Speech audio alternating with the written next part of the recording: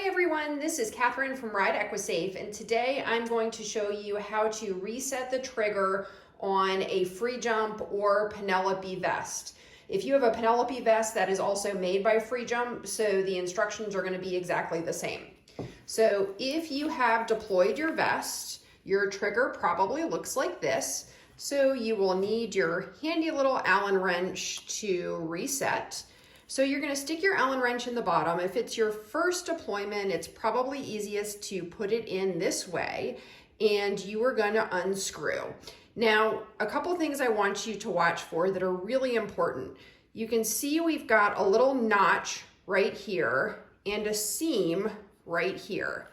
And as we start unscrewing, you will see this notch starting to rise in the housing, and you will see that seam starting to get larger.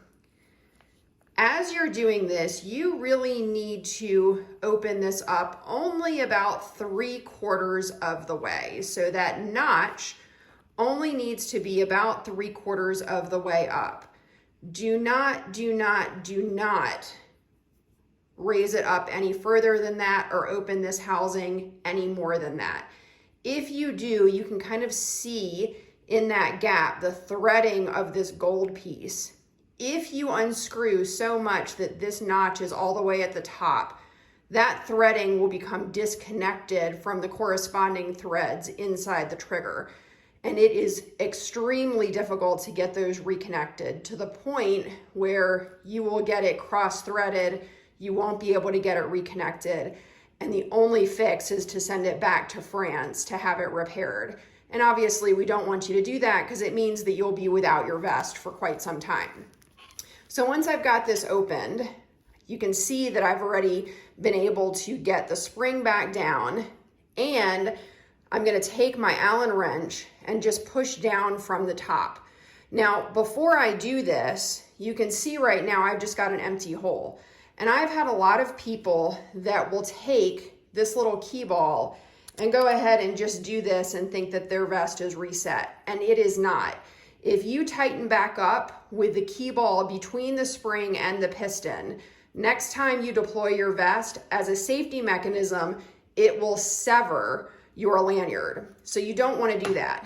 What you need to be looking for as a next step is that you push this down, and you can see that that metal blue piece appears, and it's an indent in the tumbler that is exactly the right size to put your key ball in.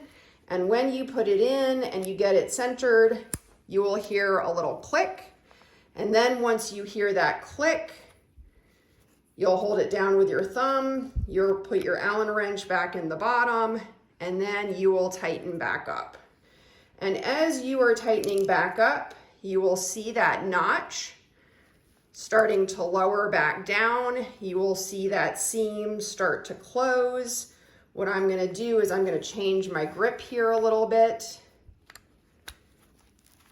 because it is going to get quite tight as I'm finishing up.